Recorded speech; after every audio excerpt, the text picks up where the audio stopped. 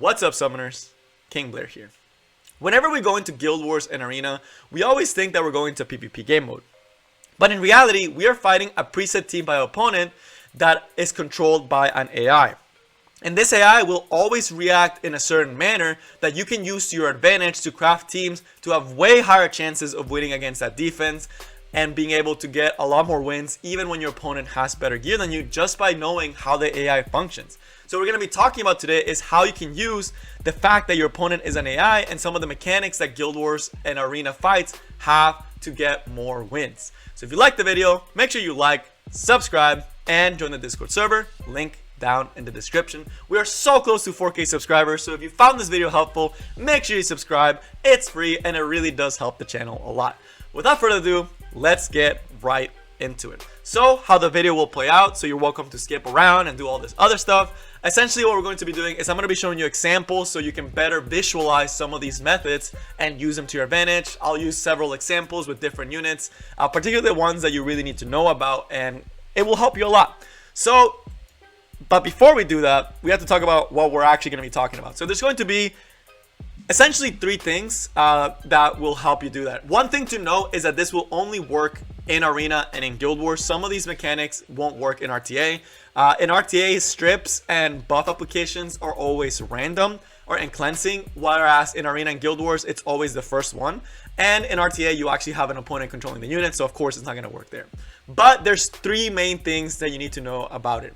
The most important one is going to be unit targeting. That's the one that a lot of people forget about, but in this game there's elemental advantages and there's elemental disadvantages. What this means is that for this team where there's the T-Cern, right, it's their only main damage source, and while she does have one AoE attack, she is a light unit. So if I put a team of all different color units and one dark unit, Tempest Cern will always target that dark unit.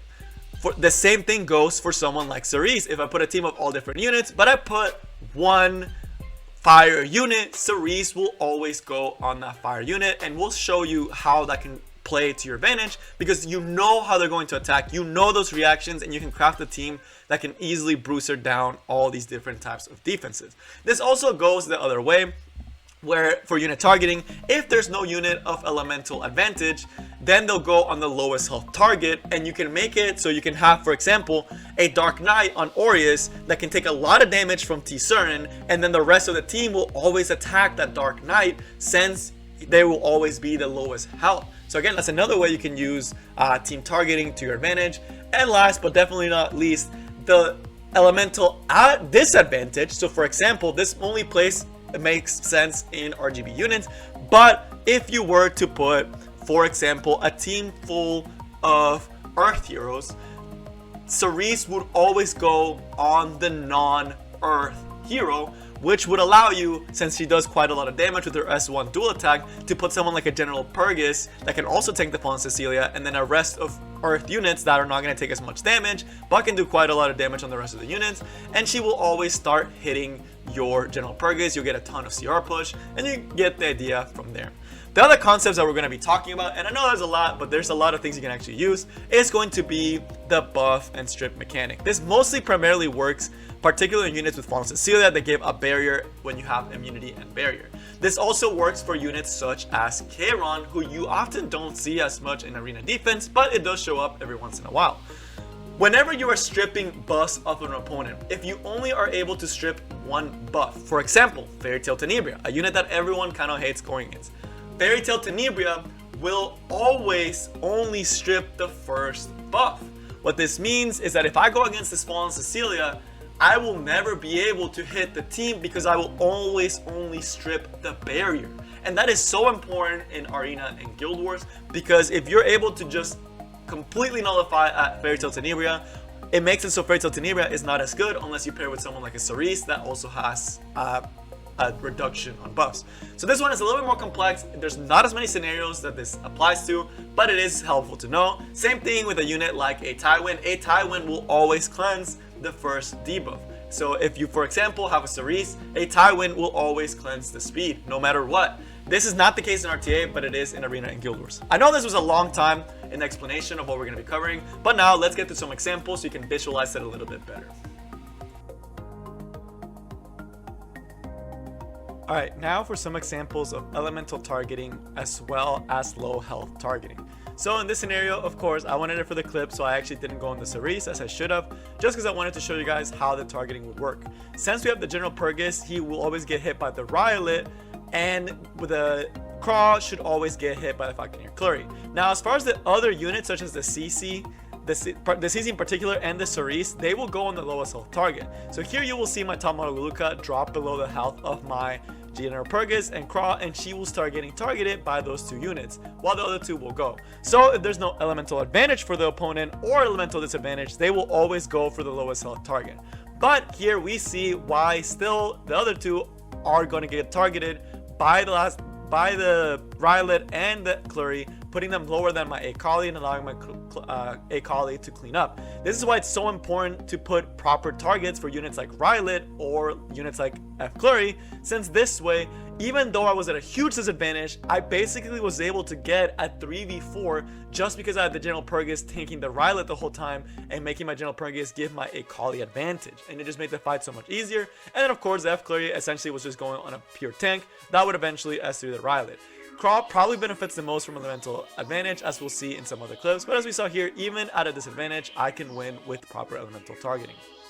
Here we have ML targeting, and one of the reasons why all ML teams and defenses aren't as good, because here we see, I already know that this Riolet and this T-Cern will always hit the FCC and the General Purgus. So I have no worries that my Kayron or my Holiday Euphine will die. So as you see in the fight in the background, I'm just able to set up with Kayron like crazy. Yes, we have the FCC shields and everything, but it's not gonna matter even when they do all their AoEs, all their damages. I'm just gonna get a ton of advantage from the General Purgus every single time that this Riolet tries to hit him, and the T-Cern is gonna keep going on to my FCC, which will legit just make it so my DPSs can just focus on doing what they do best, DPS, right? So we see my Kayron just hammering it out, even though he has the unable to be buff. I'm not even worried because I know that they will never go on him. There is zero chance that they'll go on him unless it's the Riolet S3, the random one. But because of that, we easily are able to take out this team. Yes, it takes a little longer, but it's a guaranteed win, which is one of the things that you always like in Arena, especially when you're trying to climb.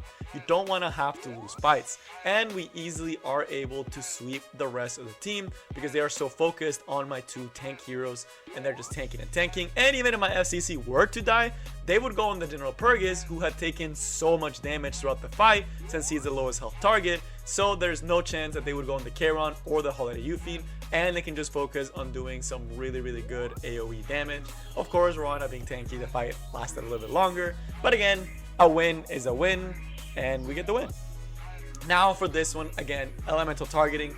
Same idea. This is kind of like just like a quiz for you guys, making sure that you guys have gotten it. Essentially tanking the Riolet with the General Purgus.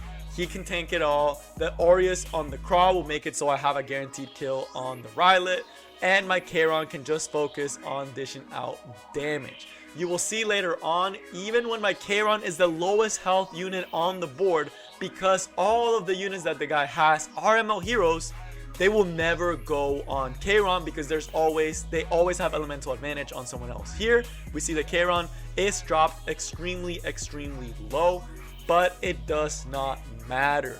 They will not go on him and will easily be able to win the rest of the fight. Again, because they were not going to go on Kayron, because even though Kayron was the lowest health, they will not target him because there's other targets they have elemental advantage. So that's all I wanted you guys to know for this aspect. Now on to using a little bit more in the Guild Wars side. Alright, so as far as Guild Wars, the same rules that we apply do work. Sadly, because it is Sunday, I did not get clips for an actual Guild Wars of what I use. But for example, let's take this top team at the top. I know I don't have mine properly awakened, but assume that it's one of the really strong ones. A lot of people actually do struggle against this defense, but in actuality, it's not actually too bad. What you can normally do is put Ross as well as another fire DPS, and then add a support like either a Doris, a Momo, or even like a Royal Light. For me personally, it is Royal Light. And what this does is after that Landy S3 and the initial AoE burst, you should be able to survive it with your Ross, Aureus, and your healer or the other knight, particularly if it's a dark unit that you can put there, a dark support, or a water support, they will always get targeted by the Landy and T-Cern, since they'll be the lowest health ally. That way you can consistently keep them full health and make sure that the Ross is still tanking, and it makes such a good job. The other thing is because Landy will always be going on that other unit, since you have the Ross and the Ravi as fire, that other unit will always be the lowest health unit.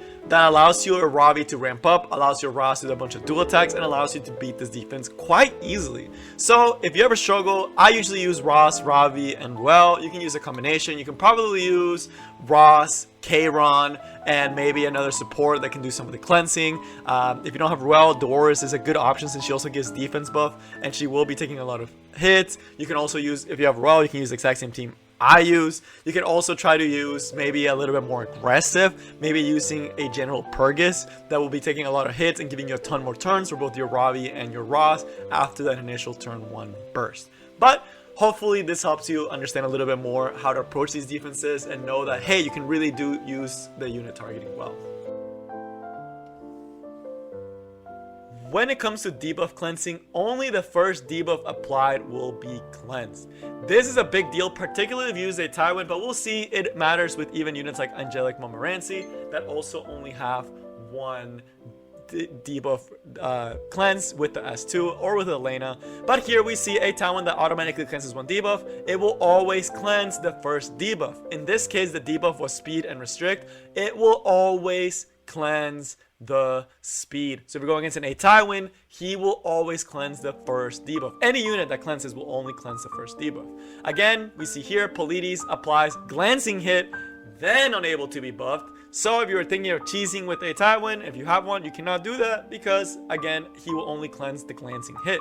So that is a very big deal, especially against teams that are very heavy debuffs and units that don't cleanse all the debuffs, such as Angelic Montmorency. It's important to know that.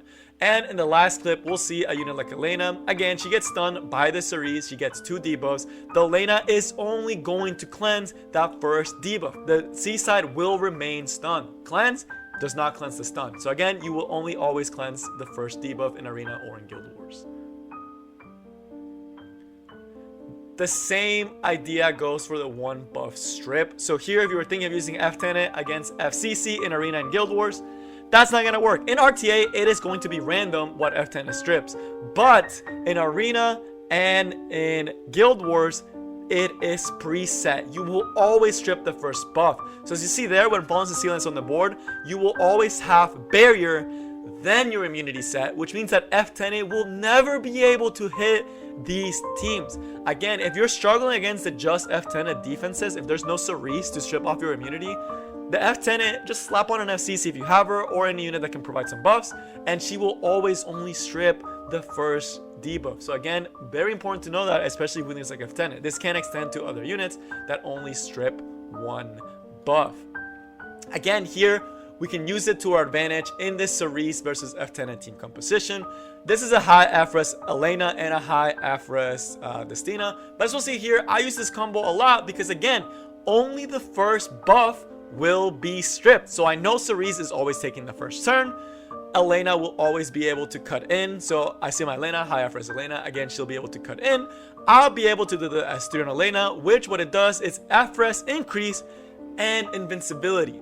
When this F10 goes, she will never, ever be able to strip off the invincibility, which will allow us to just tank so freaking much. And it's something that a lot of people don't realize because of that. And it's one reason why I like Elena so much. We see the Champ C. You see there, no one lost their effect resistance, right? Everyone everyone lost the effect resistance, not the invincibility.